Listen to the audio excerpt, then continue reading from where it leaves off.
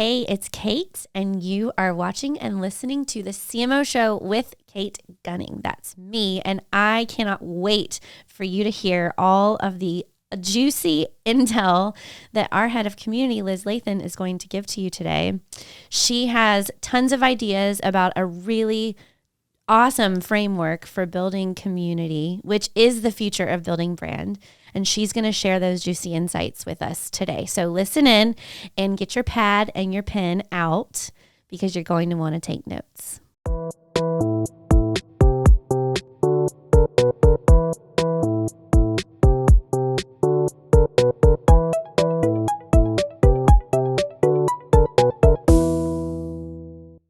Hey y'all, you're watching and listening to the CMO Show with Kate Gunning. That's me. And we've got a super special guest today. She's Liz Lathan. She's the head of community for Team CMO. Hey, Liz. Hey, Kate. How you doing? I'm so excited to be here.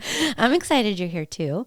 I was thinking about this morning and about how we met on Zoom in, I think it was August, after I filmed a podcast at a studio with some friends that you have worked with. Yeah. And they said, you've got to meet our girl Liz. She's awesome. And you guys would really get on well.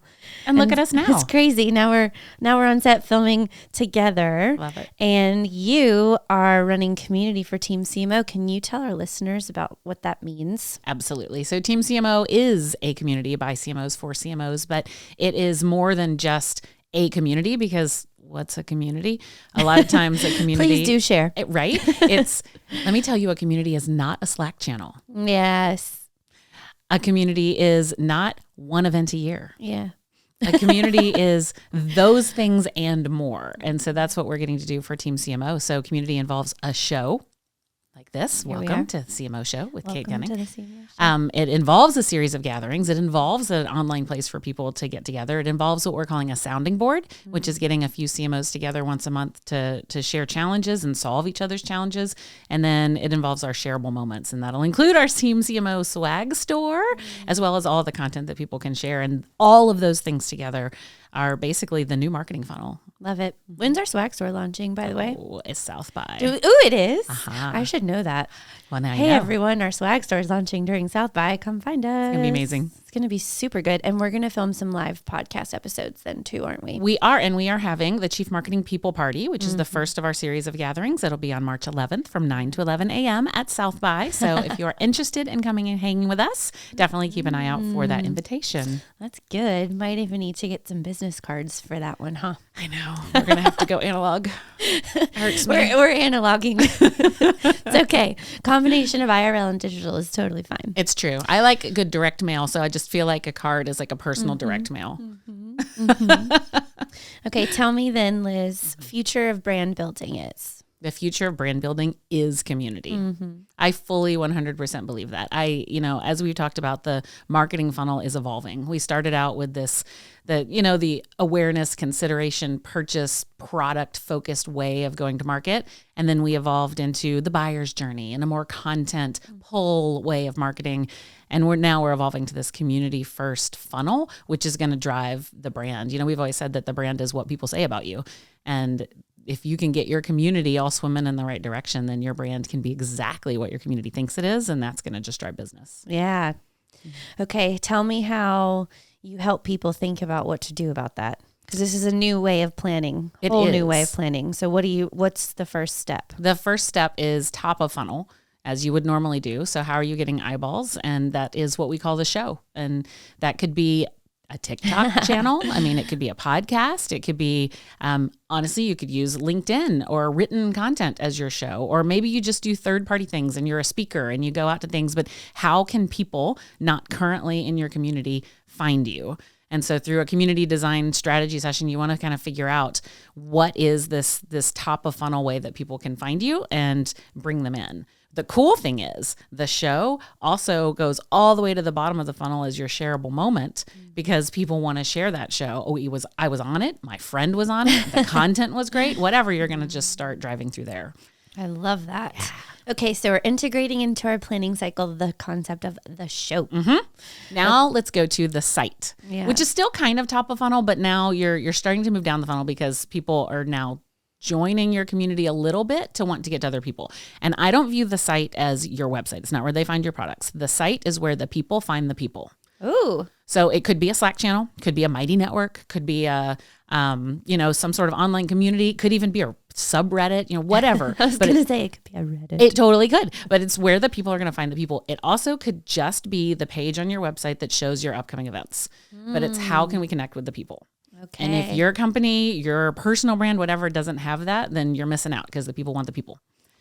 There's a song about that, I think. The purple people. Yeah. Anyway, that's such a good song. Isn't it great? People on the people That's on the the one. people.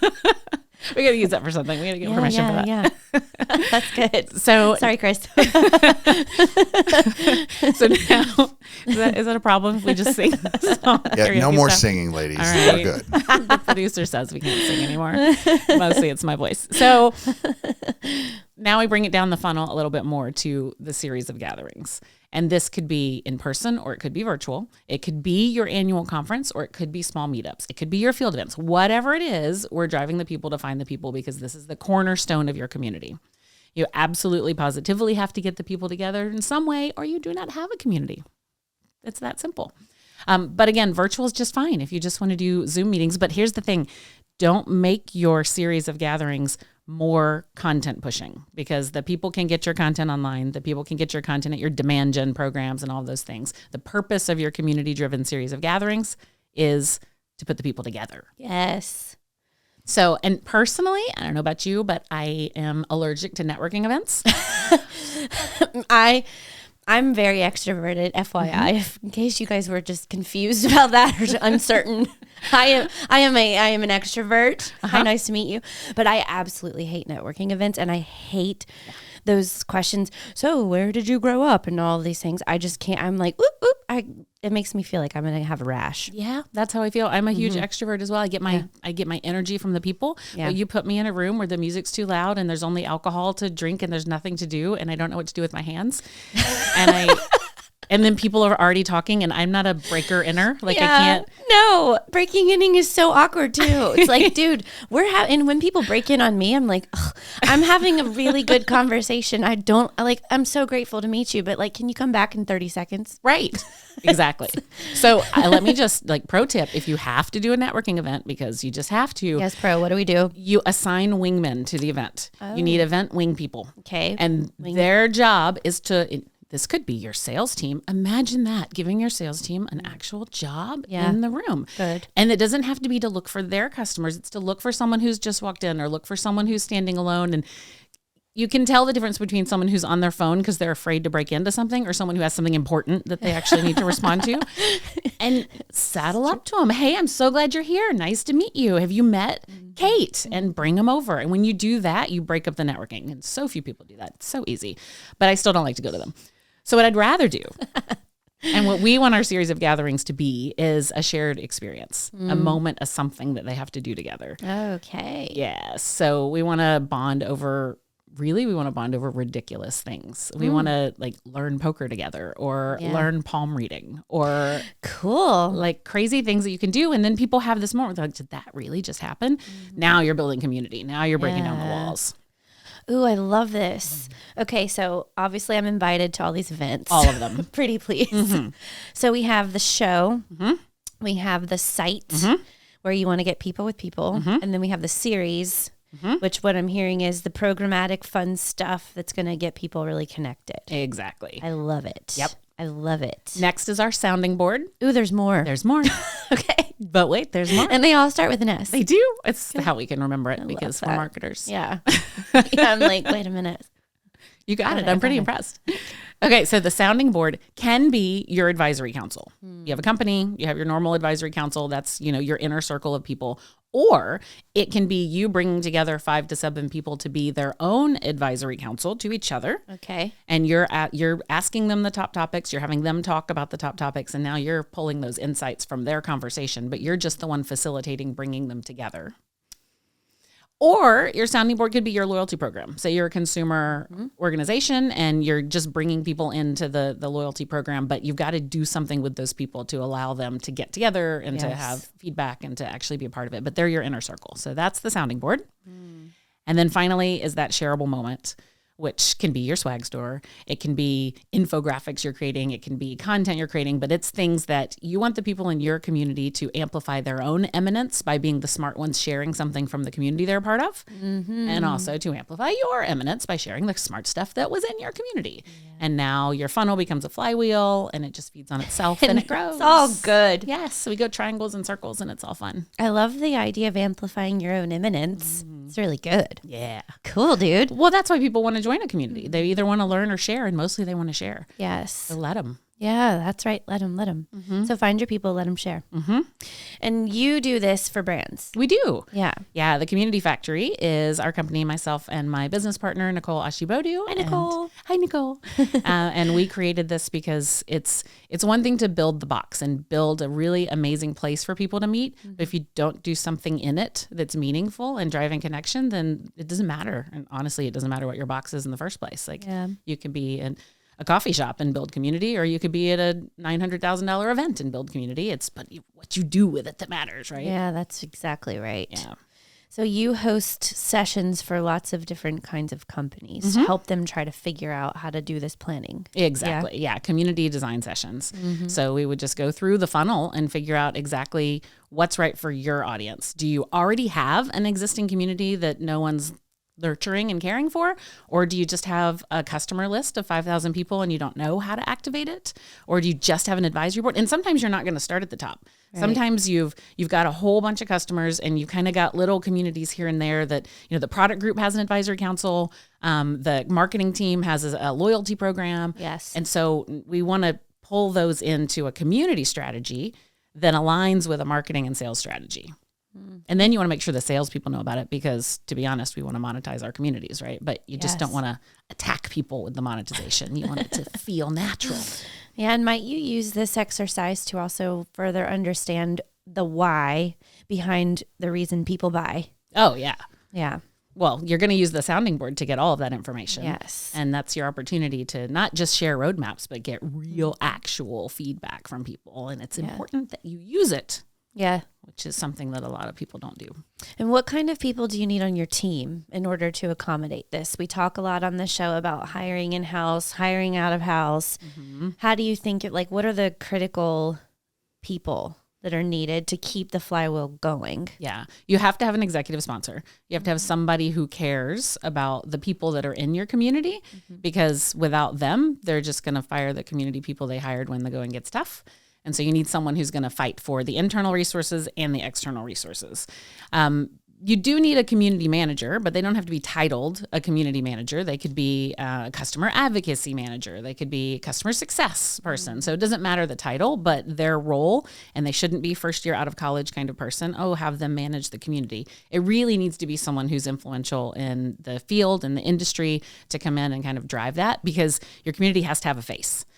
And the face can change. That's totally okay if that person finds a new job, but they have to have a person to connect with. And so it's less important what the title is and more important that it's a personality that people can reach out to.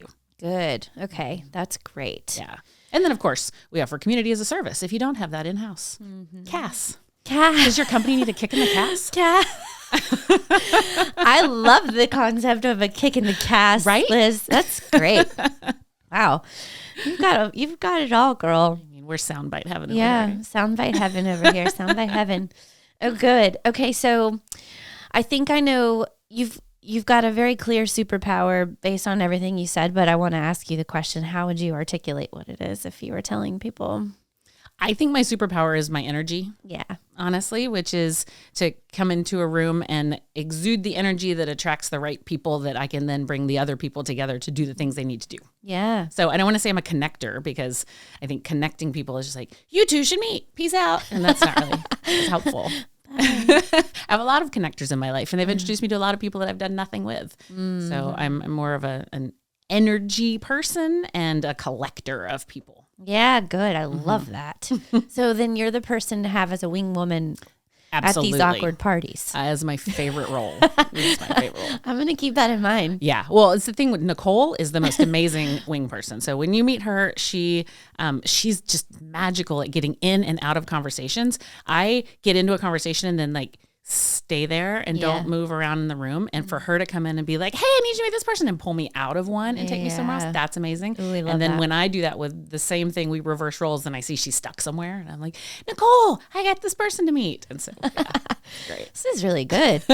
Gosh, I love this. Giving out all your secrets, though. I know. They're not secrets. Open book. Open book, Liz. Open book, Liz.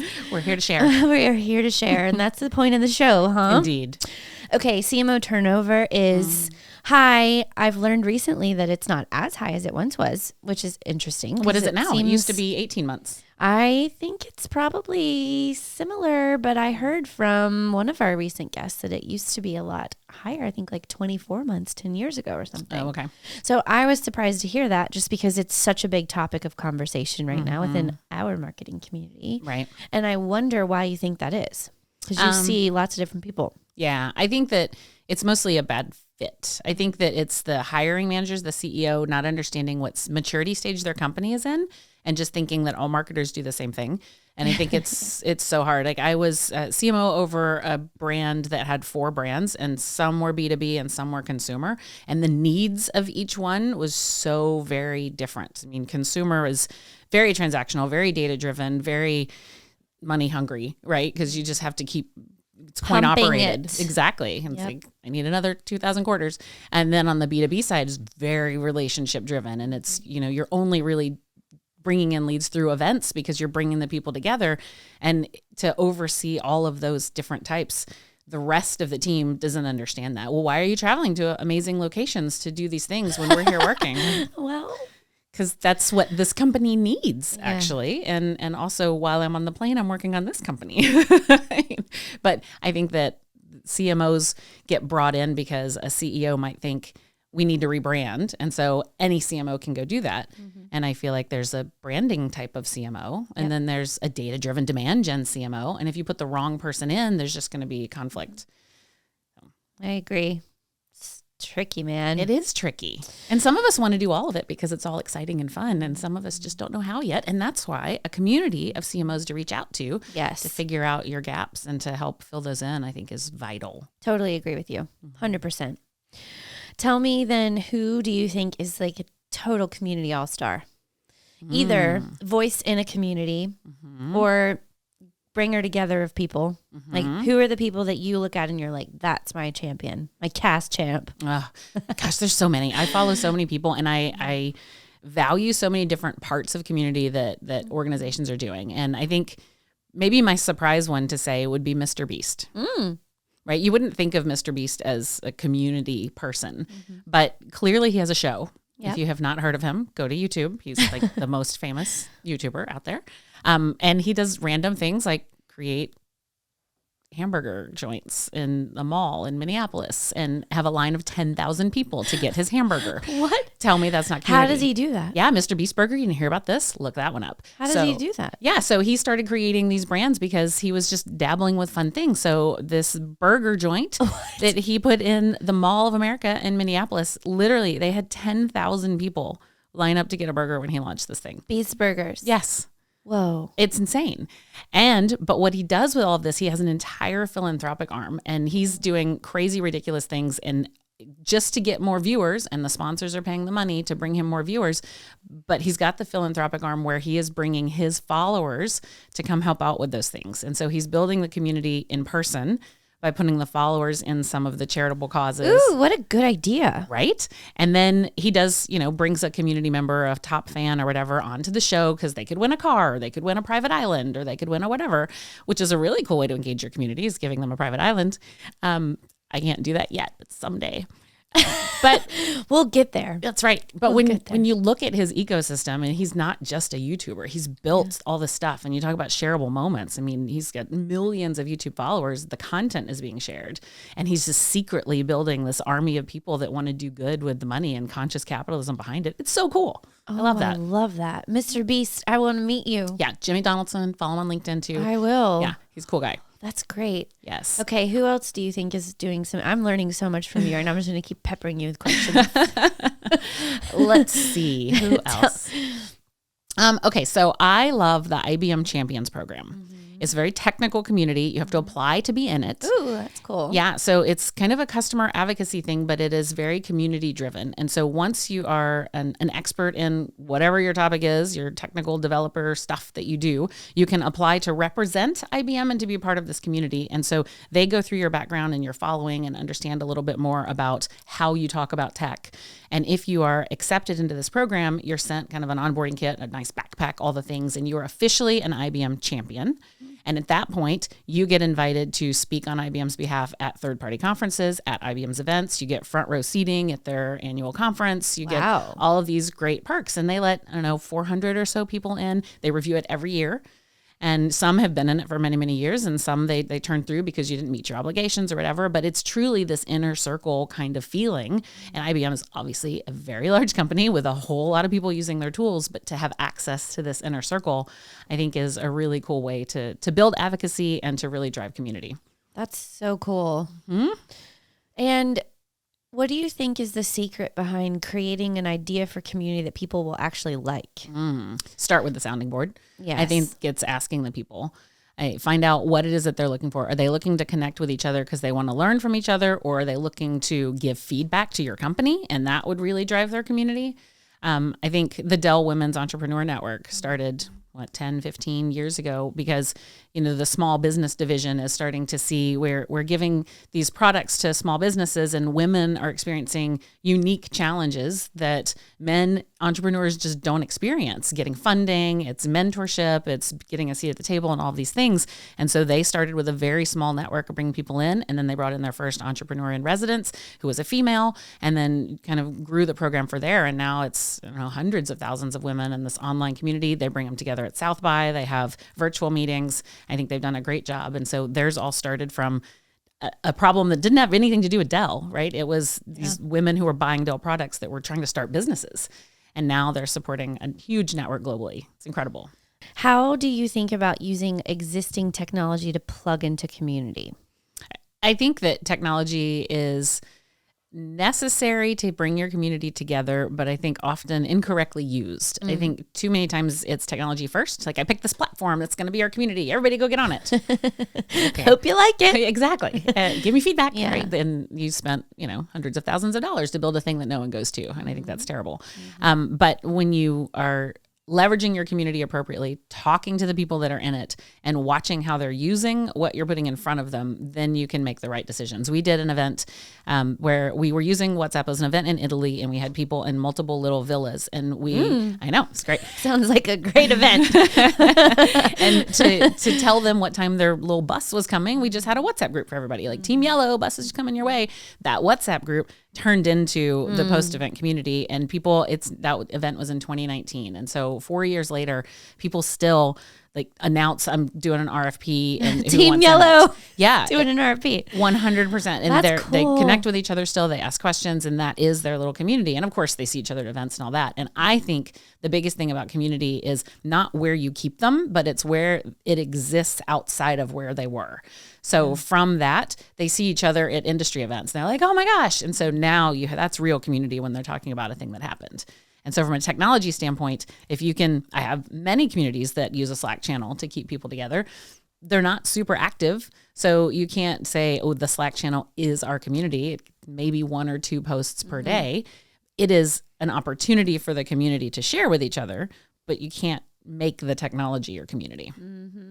Okay, so it doesn't sound like there's an actual piece of technology or tool that is your go-to. It's more about meeting people where they are. Absolutely. It's a full ecosystem of it, because if you think through your whole funnel, you may have Spotify, maybe a tool that you're using because you have a podcast. Yes. Your site, maybe the Slack channel or a WhatsApp group. And, your series of gatherings, maybe you're doing virtual meetings. Zoom is the way that you're activating the gatherings. And so that's going to be part of it. So it's definitely a tech stack to make it all happen. I don't think there's one yet. And I don't think there should be, honestly. I think forcing people into one and saying my community platform is where it all exists. I don't want to be on that. I'm old. I'm still on Facebook, and I just want to talk to people on Facebook sometimes. Maybe sometimes I just want to give people a call. Oh my gosh, does the phone work that way still? I really like talking on the phone. I love it. I love the phone. This is what community comes down to.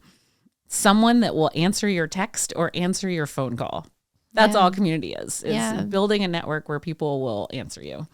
I feel the same about work and teams, right? Like there's so many things that you have to keep track of now during the day. Oh my gosh. And it's not, from my perspective, it doesn't feel good. Yeah. Well, It's like very overstimulating. yes. I've got my text message. I've got my WhatsApp group. I've got my Slack channels. I've got all the email. things. Yeah. It's just like a lot. Yes. Let's pick up the phone and call each other more, man. That's really fun. I'm really a fan of a spontaneous call. I like that. Yeah. Elijah does that to me. We have a friend in common that he may have been on the show, I believe. And Elijah. he's very big at the random phone calls. He is very big at that. I like it. I'm like, hey, get me on a spontaneous call anytime. I'm good for it. Exactly.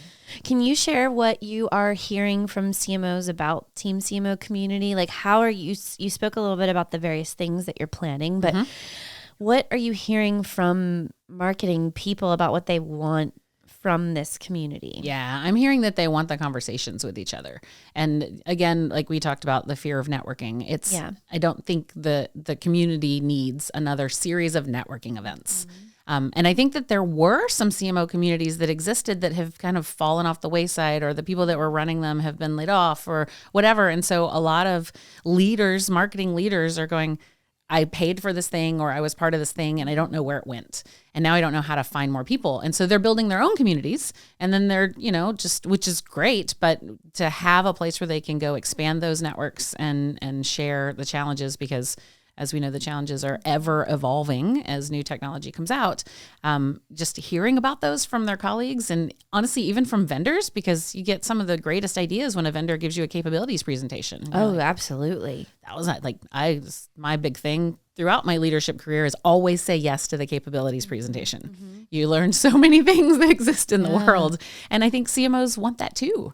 And they don't want to be sold to, but they want to know what exists. Yeah, and have their mind expanded. Exactly. I love that, right? Like a good mind expansion chat. Yeah, and what are other people doing? Because in the absence of a community, you can really find out what your colleagues are doing through agencies and vendors and seeing those case studies. And so I think that bringing that together is really cool. I totally agree. I'm excited. Yeah, I am too. I really am. I can't wait for everybody to start getting together and having more conversations like this. It's going to be fun. Yes, agreed. Will you tell everyone what your favorite book is? And are we going to be creating a list of any of those kinds of resources? Absolutely, we are. Okay. And they're going to be marketing books, and then business books, and then the out there books. Cool. So because, my out there book was the Ender's Game. So I loved that story, and I really love it. But, in our realm, in our world, and a lot of my favorites are on the shelf behind us here. But the one that I read recently. Got some good ones up there. There's some really good ones. The one I read recently is, now I'm going to forget the name of it. It was What You Don't Know, I think. Is it? I don't know if you have my. What You Don't Know by Courtney Abercrombie. Yeah. I worked with her at IBM, and now she has an organization called AI Truth, which is all about ethics and truth in AI. Ooh, that's cool. Oh, man. And she's starting to build communities around attorneys who are dealing with AI ethics issues and IP issues and things like that. But the book really is terrifying, honestly, about how pervasive AI is in our life and in our technology and everything that's happening and how it affects the world. And the way that applies to everything coming out with marketing, with chat, and with, all of the other pieces, because AI is infused in everything now. That book is a really eye-opening one to read. Yeah. And I highly recommend it for any marketer. Sounds like it's an important one just to be aware of. Absolutely. Yeah. It's, again, if you want a good bedtime story, maybe don't read it before going to bed, because it is quite terrifying, but maybe on a good Saturday. Save that for a good daytime read. Exactly. Yeah. Or audiobook while walking the dog. Yeah. It's available on Audible. Good. Not when it's freezing like today, maybe on a sunnier day. Okay. Good point. But yes. Yeah. Okay. So you are really a master at gathering people. You said collecting people. What kinds of people do you collect because of your kryptonite? Oh. Who do you need around? In what sense? Give me more. So you have a strength that you highlighted around your energy, your ability to collect people, gather people around, make things happen. Where do you have gaps? Interesting. I think think about that one. Yeah. I definitely, okay, the weird part is a lot of extroverts attract more extroverts, right? That's what we do. But bringing in the introverts because of the way that we coordinate the gathering part is open and welcoming to introverts as well, because it is a one-on-one introduction. It's a welcome in, let me introduce you to someone. So I feel like we do a good job of the introvert, extrovert, bringing people in. Yeah. I think that I probably attract a lot of really big picture thinkers because I'm very creative and have crazy ideas, and people are like, I want to do that. That would be great. I probably need more well-organized, non-ADHD people in my life. Okay, when you find those people, can you just throw them my way too? Should we start a community for them? That's and then we perfect. can just pick from them? Yes. Okay. Great. If you fit that criteria, just send me an email. You are highly organized and do not have ADHD. Please let us know. I like to say that there are two types of people in this world. There are waffle brains and spaghetti brains. Ooh. The waffle brains have the syrup in one square at a time. Yeah. Like, The spaghetti brains have the sauce on every noodle, and the noodles are all connected. and all over the wall. Exactly. And I'm a spaghetti brain, and the sauce is on every noodle. But sometimes I have to pull the noodles out and line them up and count the noodles, and then they can go back in the bowl. So I can do the Excel spreadsheet stuff. Yeah. But I just need a waffle brain in my life. I think that's perfect. More waffles, please. That's right. I love it. Chicken and waffles also. Delicious. That's a great idea. Now I'm hungry. Well, thank you for this. Yeah. It's been so fun to get to know you in real person, or in real person, in real person, in real life, in person, not on Zoom. Indeed. And I'm so excited that we get to build this together. It has been fun. It's going to continue to be fun. Yeah. South by will be a really cool moment to get people together. And can you share your email with people so that if they have ideas or if they want to get involved, they can? Or absolutely. How can they find you? I am Liz at teamcmo.com. Yay, that's good. And I'm Kate at CMOshow.com. So hit us up if you want. We love it because community. That's right. And I look forward to seeing you and seeing everybody who's listening and watching come join us at some of our gatherings. Thanks, Liz. Thank you.